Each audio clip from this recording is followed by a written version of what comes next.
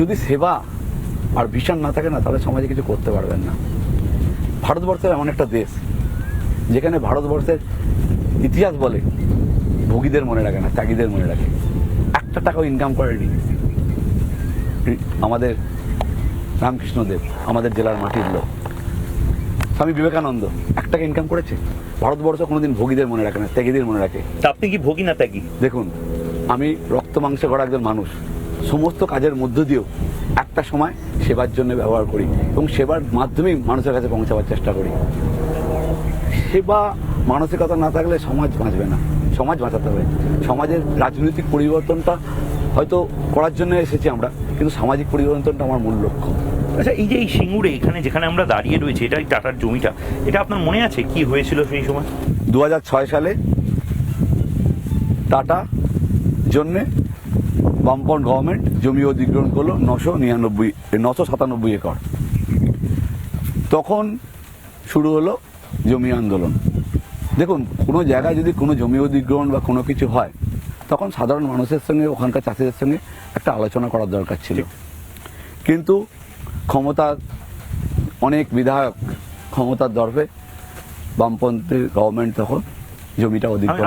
আমি শুনেছি এখানকার হুগলির সিপিএম এর অনেক নেতাই নাকি বুদ্ধবাবুকে সেই সময় পেছন থেকে বিশ্বাসঘাতকতা করে দিয়েছিলেন। বুদ্ধবাবু এবং নিরুপম সেন নাকি এমনভাবে জমিটা নিয়েছিলেন এবং সেই সময় মানে মানুষের একটা অদ্ভুতভাবে দুভাগে ভাগ হয়ে গেছিল। চাকরিটা দরকার ছিল, শিল্পটা দরকার ছিল। দেখুন, বুদ্ধবাবু শিল্প করতে চেয়েছিলেন, তার পদ্ধতিগতভাবে গলদ ছিল আমার মনে হয়েছে ব্যক্তিগতভাবে, বা তখনকার মানুষের সঙ্গে কথা বলে যেটা মনে হয়েছে। দেখুন, আমি একটা কৃষক পরিবারের সন্তান। আমার বাবা একটা কথা বলতেন, বাবা আর যাই হোক জমিটা রক্ষা করিস, জমিটা কিন্তু তুই হয়তো ডাক্তার হয়ে চলে যাবি, কিন্তু জমিটা বিক্রি করে দিস না, জমিটা যেন চাষ হয় বাবা। এটা একটা সেন্টিমেন্ট। অবশ্য বৃহত্তর প্রয়োজনে সমাজের স্বার্থে যদি কাজে লাগে তখন তো ব্যবহার করা যেতে পারে, সেটা বোঝানো যায়। না করে অধিগ্রহণ করলো, সেই সুযোগটাকে নিল বর্তমানে যে গত সরকার, তৃণমূল সরকার, তখন তারা বিরোধী আসনে ছিল, তারা এটা রাজনৈতিকভাবে ব্যবহার করলো। তারা শিল্পটাকে এখান থেকে দূর করে দিল, পাঠিয়ে দিলেন তৎকালীন মুখ্যমন্ত্রী সম্মানীয় মোদিজির রাজ্য গুজরাটে। 1 টাকায়, মানে 1 টাকায়, জানেন, টেলিফোন করেছিলেন। আমার এখনো গল্পটা মনে আছে। রতন টাটা সেই সময় হতোদ্যম হয়ে বসে রয়েছেন, যে প্রেস কনফারেন্স অলরেডি করে নিয়েছেন। নরেন্দ্র মোদীও দেখেছেন যে প্রেস কনফারেন্সে তিনি বলছেন যে আমি তো বলেছিলাম মাথায় বন্দুক ঠেকালেও আমি এখান থেকে যাব না, কিন্তু মমতা বন্দ্যোপাধ্যায় তো ট্রিগারটাই চিপে দিলেন এবং তারপর বললেন যে আমি এখান থেকে যেতে চাইনি, আমি যেতে বাধ্য হচ্ছি। তারপরে নাকি নরেন্দ্র মোদী রতন টাটাকে টেলিফোন করেন এবং বলেন যে কত তাড়াতাড়ি আপনি গুজরাটে আসতে পারবেন, আমি চার্টার্ড ফ্লাইট যে আপনার আছে তার ল্যান্ডিংয়ের পারমিশনও করিয়ে দিচ্ছি, ইমিডিয়েটলি আপনি আসুন।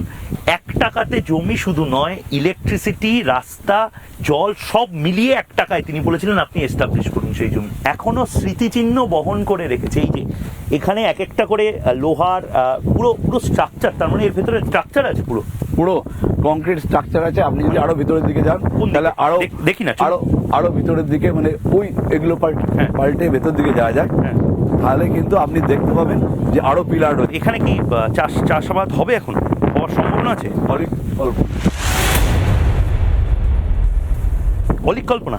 এখানে জোরে জোরে কথা বলি, সেই কথাটা ইকো হয়ে আসছে। তার কারণ এখানে এখনো এত বেশি সংখ্যক আয়রন বা লোহা রয়েছে মাটির নিচে, সেই লোহার রেজোনেন্স এখনো, অনুরণন এখনো এখানে পাওয়া যায় এবং এই লজ্জাবতী গাছ ইত্যাদি রয়েছে, কিন্তু মাটির সম্ভাবনা নেই, মানে চাষাবাদের মাটির সম্ভাবনা নেই।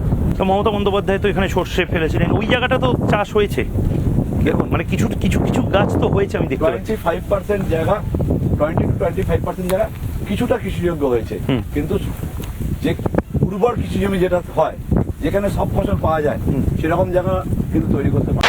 নানা ধরনের কন্টেন্ট দেখার জন্য লাইক করুন, শেয়ার করুন আমাদের ফেসবুক পেজ, সাবস্ক্রাইব করুন আমাদের ইউটিউব চ্যানেল। পাশাপাশি অন্যান্য ব্রেকিং নিউজের জন্য অবশ্যই চোখ রাখুন রিপাবলিক বাংলায়।